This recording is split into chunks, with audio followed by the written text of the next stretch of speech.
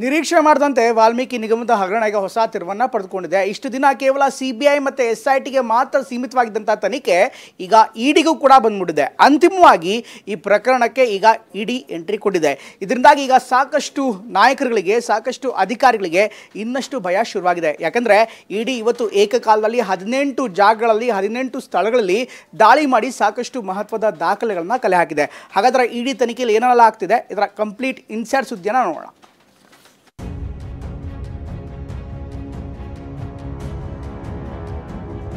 ದಲಿತರಿಗೆ ಮೀಸಲಿಟ್ಟಿರ್ತಕ್ಕಂಥ ಹಣವನ್ನ ಕಾಂಗ್ರೆಸ್ ಸರ್ಕಾರದಲ್ಲಿರ್ತಕ್ಕಂಥ ಪ್ರಭಾವಿಗಳು ಲೋಕಸಭಾ ಚುನಾವಣೆಯಲ್ಲಿ ಬಳಸಿಕೊಂಡಿದ್ದಾರೆ. ಇಡಿ ಅವರು ದದ್ದಲ್ ಅವರಿಗೆ ಅವರ ಮನೆ ಮೇಲೆ, ಅವರ ಆಫೀಸ್ ಮೇಲೆ ಎಲ್ಲ ದಾಳಿ ಮಾಡಿದ್ದಾರೆ. ವಿಶೇಷ ಸರ್ಕಾರ ಅಂದ್ರೆ ಈ ಕಾಂಗ್ರೆಸ್ ಸರ್ಕಾರ ಮನಿ ಲಾಂಡ್ರಿಂಗ್ ಇಡಿ ಅವ್ರ ಕೆಲಸ ಅವ್ರು ಮಾಡ್ಬಿಟ್ಟು ನಾನು ಹೇಳಿದ್ನಲ್ಲ 20% ಅವ್ನು ತಗೊಂಡಿರೋದು, 80% ಸರ್ಕಾರನೇ ನುಂಗಿರೋದು. ಉಪ್ಪು ತಿಂದವರು ನೀರು ಕುಡಿಬೇಕು. ಇವತ್ತು ಇಡಿ ಅವರು ಕೂಡ ಇವತ್ತು ರೇಡ್ ಮಾಡಿರ್ತಕ್ಕಂಥ ನಾವು ಸ್ವಾಗತ ಮಾಡ್ತೇವೆ. ಇಂಚಿಂಚ ಶೋಧ, ದಾಖಲೆಗಳಿಗಾಗಿ ಹುಡುಕಾಟ, ವಾಲ್ಮೀಕಿ ನಿಗಮದಲ್ಲಿ ಕಾರ್ಯಾಚರಣೆ, ಶಾಸಕ ನಾಗೇಂದ್ರ ದದ್ದಲ್ ಮನೆ ಕಚೇರಿಯಲ್ಲ ಮೆಗಾ ಆಪರೇಷನ್.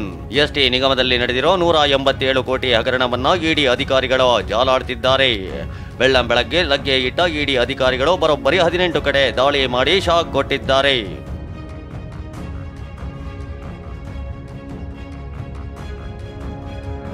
ವಾಲ್ಮೀಕಿ ನಿಗಮದ 187 ಕೋಟಿ ಹಗರಣ ಕೆದಕ್ತಾಗಿದೆ ಇಡಿ. ಕಾಂಗ್ರೆಸ್ ಶಾಸಕ ನಾಗೇಂದ್ರ ದದ್ದಲ್ಗೆ ಇಡಿ ಬಿಗ್ ಶಾಕ್.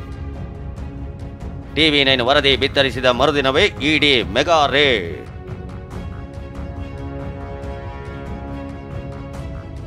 ವಾಲ್ಮೀಕಿ ಅಭಿವೃದ್ಧಿ ನಿಗಮದಲ್ಲಿನ 187 ಕೋಟಿ ಹಗರಣ ದೊಡ್ಡ ಸದ್ದು ಮಾಡ್ತಿದೆ. ಅಕ್ರಮದ ಬಗ್ಗೆ ಎಕ್ಸ್ಕ್ಲೂಸಿವ್ ಮಾಹಿತಿಯನ್ನ TV9 ಬಿತ್ತರಿಸುತ್ತಲೇ ಇದೆ. ಇಡಿ ಎಂಟ್ರಿಗೂ ಮುನ್ನ ನಿನ್ನೆಯಷ್ಟೇ ನಿಗಮದ MD ಆಗಿದ್ದ ಪದ್ಮನಾಭ್, ಲೆಕ್ಕ ಪರಿಶೋಧಕ ಪರಶುರಾಮ್ ನಡುವೆ ನಡೆದ ಆಡಿಯೋ ವಿಡಿಯೋ ತುಣುಕನ್ನ TV9 ಸ್ಫೋಟ ಮಾಡಿತ್ತು. ಇಷ್ಟೇ ಅಲ್ಲ, ಎಸ್ಟಿ ನಿಗಮದಲ್ಲಿ ಇಷ್ಟೊಂದು ದೊಡ್ಡ ಮಟ್ಟದ ಹಗರಣ ನಡೆದ್ರು, ಅಕ್ರಮವಾಗಿ ಹಣ ವರ್ಗಾವಣೆ ಮಾಡಿದ್ರು, ಇಡಿ ತನಿಖೆ ಮಾಡಬೇಕಲ್ವೇ? ಈ ವಿಡಿಯೋ ತುಣುಕುಗಳನ್ನ ತನಿಖಾಧಿಕಾರಿಗಳು ಸಾಕ್ಷ್ಯವಾಗಿ ಪರಿಗಣಿಸ್ತಾರಾ ಅಂತ TV9 ಪ್ರಶ್ನೆ ಮಾಡಿತ್ತು. ಈಗಾಗಲೇ ವಾಲ್ಮೀಕಿ ನಿಗಮದ ಹಗರಣ ದಿನಕ್ಕೊಂದು ತಿರುವನ್ನು ಪಡೆದುಕೊಳ್ತಾ ಇದೆ. ಪ್ರಮುಖವಾಗಿ ಈ ಪ್ರಕರಣದಲ್ಲಿ ಸಚಿವರೇ ಶಾಮೀಲಾಗಿದ್ದಾರೆ ಅಂತ ನೇರವಾಗಿ ಬಿಜೆಪಿ ಆರೋಪವನ್ನ ಮಾಡಿತ್ತು. ಯಾವಾಗ ರಾಜ್ಯ ರಾಜಕೀಯದಲ್ಲಿ ಸಂಚಲನ ಸೃಷ್ಟಿಸುವ ಸುದ್ದಿಯನ್ನ TV9 ಎಳೆಯಾಗಿ ಪ್ರಸಾರ ಮಾಡ್ತಾವ್, ಮರುದಿನವೇ ಇಡಿ ಎಂಟ್ರಿ ಕೊಟ್ಟಿದೆ. ವಾಲ್ಮೀಕಿ ನಿಗಮದಲ್ಲಿ ನಡೆದ ಅಕ್ರಮದ ಬುಡಕ್ಕೆ ಕೈ ಹಾಕಿರೋ ಅಧಿಕಾರಿಗಳು ಶಿಕಾರಿ ಶುರು ಮಾಡಿದ್ದಾರೆ.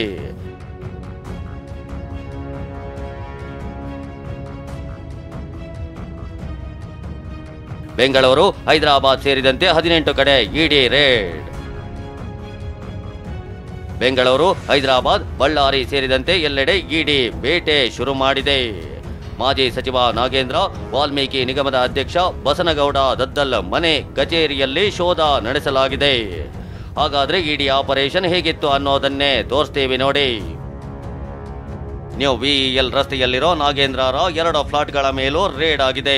ಬಳ್ಳಾರಿಯಲ್ಲಿರೋ ಮಾಜಿ ಸಚಿವ ನಾಗೇಂದ್ರ ನಿವಾಸ, ಯಲಹಂಕದಲ್ಲಿರುವ ಶಾಸಕ ಬಸನಗೌಡ ದದ್ದಲ್ ನಿವಾಸ, ರಾಯಚೂರಿನಲ್ಲಿರೋ ಶಾಸಕ ದದ್ದಲ್ ನಿವಾಸ, ಶಾಸಕರಾದ ನಾಗೇಂದ್ರ ಮತ್ತು ದದ್ದಲ್ ಅವರ ಕಚೇರಿಗಳ ಮೇಲೂ ಇಡಿ ದಾಳಿ ಮಾಡಿದೆ. ಇನ್ನು ವಸಂತನಗರದಲ್ಲಿರೋ ವಾಲ್ಮೀಕಿ ಅಭಿವೃದ್ಧಿ ನಿಗಮದ ಕಚೇರಿ, ವಾಲ್ಮೀಕಿ ನಿಗಮದ ಹಿಂದಿನ MD ಪದ್ಮನಾಭ ಅವರ ಕೋಡಿಗೆಹಳ್ಳಿಯ ನಿವಾಸದ ಮೇಲೆ, 4 ನಾಗೇಂದ್ರ ಆಪ್ತರ ಮನೆಗಳ ಮೇಲೆ ಮತ್ತು ಯೂನಿಯನ್ ಬ್ಯಾಂಕ್ನ 3 ಸಿಬ್ಬಂದಿಗೆ ಸೇರಿದ ಸ್ಥಳಗಳ ಮೇಲೂ ಇಡಿ ಅಧಿಕಾರಿಗಳು ದಾಳಿ ಮಾಡಿದ್ದಾರೆ. ಬೆಂಗಳೂರಿನ ಒಟ್ಟು 6 ಕಡೆ ರೇಡ್ ಮಾಡಿರೋ ಇಡಿ ತಂಡ ಬೆಳಗ್ಗೆಯಿಂದಲೂ ಪರಿಶೀಲನೆ ನಡೆಸಿದ್ದಾರೆ. ಕಾಂಗ್ರೆಸ್ನ 2 ಶಾಸಕರಿಗೆ ಸೇರಿದ ಮನೆಗಳು, ಕಚೇರಿಗಳಲ್ಲೇ ವ್ಯವಹಾರದ ದಾಖಲೆಗಳು, ಬ್ಯಾಂಕ್ನ ದಾಖಲೆ, ಕುಟುಂಬಸ್ಥರ ವ್ಯವಹಾರ ಸೇರಿ ಎಲ್ಲವನ್ನೂ ಕೆದಕಿದ್ದಾರೆ.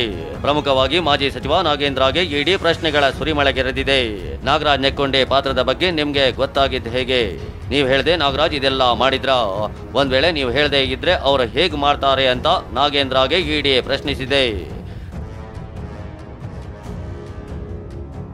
ನಾಗೇಂದ್ರ ಫ್ಲಾಟ್ನಲ್ಲಿ ಪರಿಶೀಲನೆ ನಡೆಸಿದ ಅಧಿಕಾರಿಗಳು ನೇರವಾಗಿ ಮತ್ತಿಕೆರೆ ರಸ್ತೆಯಲ್ಲಿರೋ ICICI ಬ್ಯಾಂಕ್ಗೆ ಆಗಮಿಸಿದ್ರು.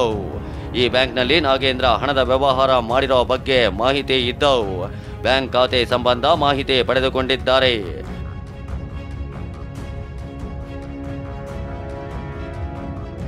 ಇದೆಲ್ಲದರ ನಡುವೆ ನಾಗೇಂದ್ರ ನಿವಾಸದಲ್ಲಿ ಪಿಎ ಹರೀಶ್ನನ್ನ ಇಡಿ ಅಧಿಕಾರಿಗಳು ಬಂಧಿಸಿದ್ದಾರೆ.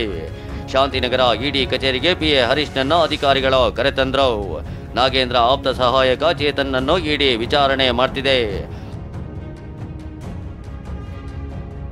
ನಿಗಮದ ಅಧ್ಯಕ್ಷ ಬಸವನಗೌಡ ದದ್ದಲ್ಗೂ ಇಡಿ ಬಿಸಿ. ಭರ್ಜರಿ ಬೇಟೆ ಮುಂದುವರಿಸಿರೋ ಇಡಿ ವಾಲ್ಮೀಕಿ ನಿಗಮದ ಅಧ್ಯಕ್ಷ ಬಸವನಗೌಡ ದದ್ದಲ್ಗೂ ಬಿಸಿ ಮುಟ್ಟಿಸಿದೆ. ದದ್ದಲ್ನ ರಾಯಚೂರು ನಿವಾಸ ಸೇರಿದಂತೆ ಬೆಂಗಳೂರು ಮನೆಗಳಲ್ಲೇ ತಲಾಶ್ ನಡೆಸಿದೆ.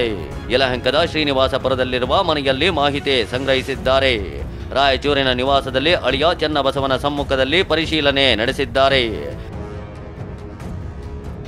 ಒಂದ್ ಕಡೆ ಇಡಿ ಕಾರ್ಯಾಚರಣೆ ನಡೆಸ್ತಾ ಇದ್ರೆ ಇನ್ನೊಂದ್ ಕಡೆ ಸರ್ಕಾರದ ವಿರುದ್ಧ ಬಿಜೆಪಿ ಮುಗಿಬಿದ್ದಿದೆ. ಸರ್ಕಾರ ಎಸ್ಐಟಿ ಮೂಲಕ ತಿಪ್ಪೆ ಸಾರಿಸಲು ಮುಂದಾಗಿತ್ತು ಅಂತ ಆಕ್ರೋಶ ಹೊರಹಾಕಿದೆ. ದದ್ದಲ್ ಅವ್ರನ್ನ ನಾಗೇಂದ್ರ ಅವ್ರನ್ನ ತನಿಖೆಗೆ ಕರೆದು ತಿಪ್ಪೆ ಸಾರಿಸ್ತಕ್ಕಂಥ ಕೆಲಸ ಎಸ್ಐಟಿ ಮೂಲಕ ಆಗ್ತಾ ಇದೆ ಅಂತಕ್ಕಂಥದ್ದು ಜನಸಾಮಾನ್ಯರು ಕೂಡ ಮಾತನಾಡ್ತಾ ಇದ್ದಾರೆ. ಇವತ್ತು ಇಡಿ ಅವರು ಕೂಡ ಇವತ್ತು ರೈಡ್ ಮಾಡಿರ್ತಕ್ಕಂಥದ್ದು ನಾವು ಸ್ವಾಗತ ಮಾಡ್ತೇವೆ. ದಲಿತರಿಗೆ ಮೀಸಲಿಟ್ಟಿರ್ತಕ್ಕಂಥ ಹಣವನ್ನ ಕಾಂಗ್ರೆಸ್ ಸರ್ಕಾರದಲ್ಲಿರ್ತಕ್ಕಂಥ ಪ್ರಭಾವಿಗಳು ಲೋಕಸಭಾ ಚುನಾವಣೆಯಲ್ಲಿ ಬಳಸ್ಕೊಂಡಿದ್ದಾರೆ. ಹಾಗಾಗಿ ಇಷ್ಟು ದೊಡ್ಡ ಹಗರಣ ನಡೆದಿದೆ. ಇದು ಗಂಭೀರವಾಗಿ ತೆಗೆದುಕೊಳ್ಬೇಕಾಗಿರ್ತಕ್ಕಂಥದ್ದು ಪ್ರತಿಯೊಬ್ಬರ ಕರ್ತವ್ಯ. ಇದು ಅಲ್ಲದೆ 80% ಸರ್ಕಾರ ನುಂಗಿದೆ ಅಂತ ಅಶೋಕ್ ಆಕ್ರೋಶ ಹೊರಹಾಕಿದ್ರೆ ಉಪ್ಪನ್ನ ತಿಂದವರು ನೀರು ಕುಡಿಯಬೇಕು ಅಂತ ಸಿಟಿ ರವಿ ಗುಡುಗಿದ್ದಾರೆ. ನಾಗೇಂದ್ರ ದದ್ದಲ್ ನಿವಾಸದ ಮೇಲೆ ಇಡಿ ದಾಳಿಗೆ ಸಿಎಂ ಸೇರಿ ಸಚಿವರು ಪ್ರತಿಕ್ರಿಯಿಸಿದ್ದಾರೆ. ಬಿಜೆಪಿ ನಾಯಕರ ಆರೋಪಕ್ಕೆ ತಿರುಗೇಟು ಕೊಟ್ಟಿದ್ದಾರೆ. ಅದು ಇಡಿ ಅವ್ರ ಕೆಲಸ ಅವ್ರು ಮಾಡ್ಲಿ, ನಮ್ದು ನಾವು ಅದಕ್ಕೇನು ಇಂಟರ್ಫಿಯರ್ ಆಗಿ ಇಡಿ ಅವ್ರ ಕೆಲಸ ಅವ್ರು ಏನ್ ಮಾಡ್ತಾರೆ ಮಾಡ್ಲಿ, ಕಾನೂನು ಪ್ರಕಾರ ಮಾಡ್ಬೇಕು. ಅವ್ರು ಏನ್ ಮಾಡ್ತಾರೆ ಮಾಡ್ತಾರೆ. ಎಸ್ಟಿ ನಿಗಮದಲ್ಲಿನ ಅಕ್ರಮದ ಬೇರನ್ನ ಇಡಿ ಅಧಿಕಾರಿಗಳು ಕೆದಕ್ತಿದ್ದಾರೆ. ಕಾಂಗ್ರೆಸ್ನ ಪ್ರಭಾವಿ ಶಾಸಕರಿಗೆ ದೊಡ್ಡ ಸಂಕಷ್ಟ ಎದುರಾಗಿದೆ. ಇಡಿ ನಡೆಸ್ತಾ ಇರೋ ಭರ್ಜರಿ ಬೇಟೆಯಲ್ಲಿ ಇನ್ನೂ ಯಾರ್ಯಾರಿಗೆ ಏನೇನೋ ಗಂಡಾಂತರ ಕಾದಿದ್ಯೋ ನೋಡ್ಬೇಕು. Bureau report, TV9.